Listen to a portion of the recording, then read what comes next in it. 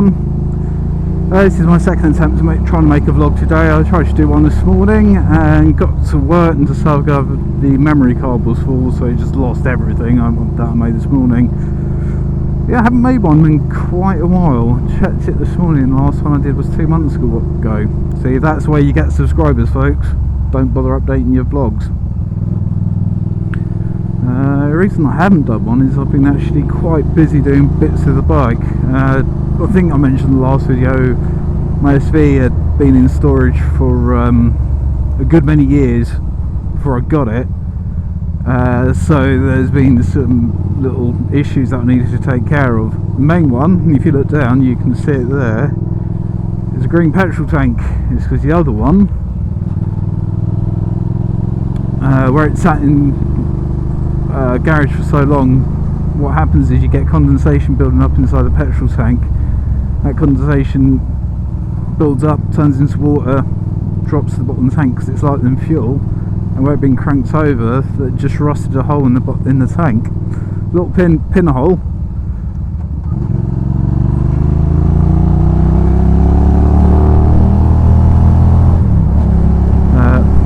Pinhole rusted through and it was just leaking fuel, so I had to grab one, and the only one I could get hold of in a short amount of time in reasonable condition was this bright green one here. So I think the bright green one was a Japanese colour for the SVs. There were only 400s over there and they went 650s. So yeah, that's why I got a green petrol tank. A couple of other bits that I needed to do with it as well. I needed to get a new clutch. It was really difficult to change gears sometimes after you've been on the clutch for a while into first and seconds, and it'd be very hard to find neutral, sometimes impossible. You had to switch the engine off. So I whipped off the clutch cover and found out one of the discs had basically got no friction pad material on one half of the disc and the other one was all rough and lumpy.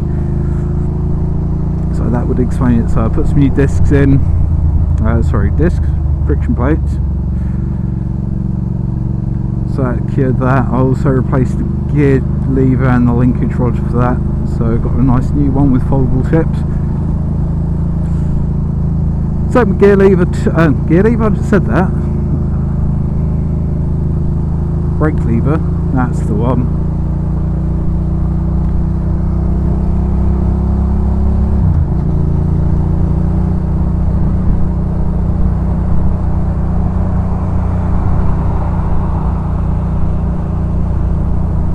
Those have been changed, that's much nicer now.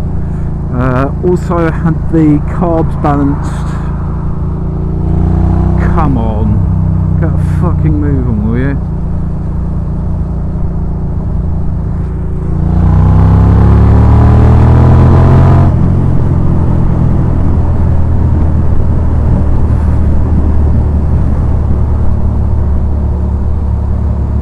You're gonna have a crash, pal. Look at that, it's just hanging off. As soon as you go around the left hand corner, you're going to hit that and it's going to take you off. Might do anyway.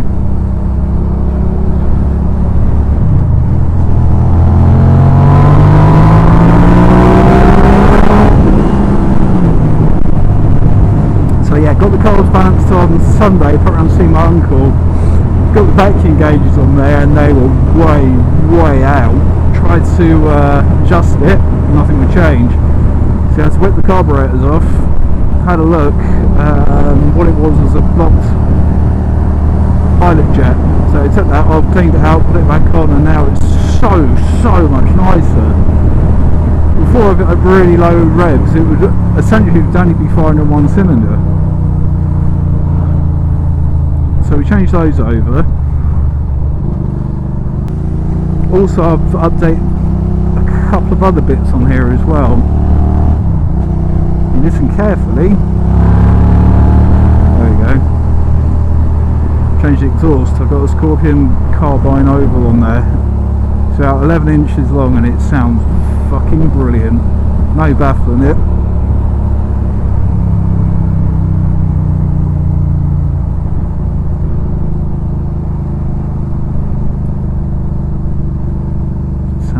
Much nicer. I've also whipped off the pillion foot pegs, they're no longer on there, and the grab rail as well. It makes the back end look a lot neater, a lot tidier. Reduces weight as well. You'd be actually surprised how much those little grab rails weigh. They're rather heavy. So Street Fighter project, how's that going? I hear no one asking. Good. Budget is the main thing that's slowing me up on getting on with that project at the moment. I've got virtually all the parts that I need apart from two major ones, which is the rear shock. Technically that's not really part of the Street Fighter project, but this rear shock's had over 30,000 miles on it now, so it is starting to get a little bit tired. And if I'm doing the front forks as opposed to rear forks, if I'm doing the forks, it might make sense to change up the rear shock as well. They're not cheap. Yes, you can swap them out for things like ZX10 shocks. I think ZZR 1400s even fit in the back of this, but I want a proper one designed for my weight and the weight of the bike, so I'm going to Nitron to get the shock for that, and they're not cheap. Also needs to get a dash as well, and they're not cheap either.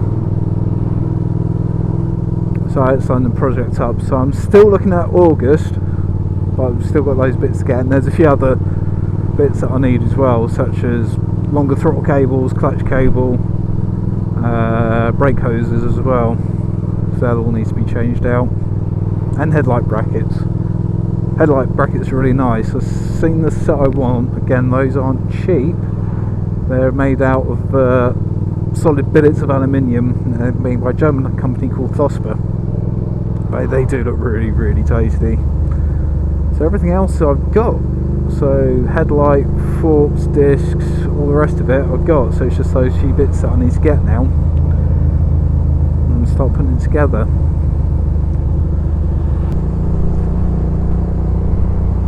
What a glorious day.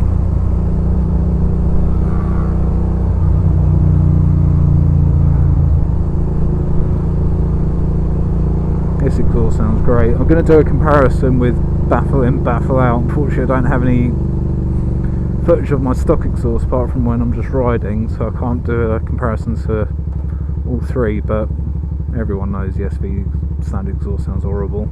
It's massive as well. It must weigh about 5 or 6 kilos.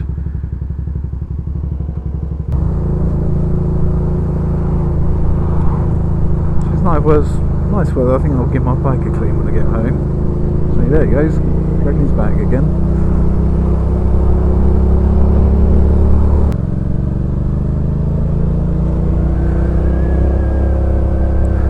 This is where Quentin Redbeard had his little off. Right everyone, until next time, I can bring you another update I suppose. I'll have a exhaust comparison sound, because they're always good fun. Until next time, ride safe everyone, see you soon, bye bye.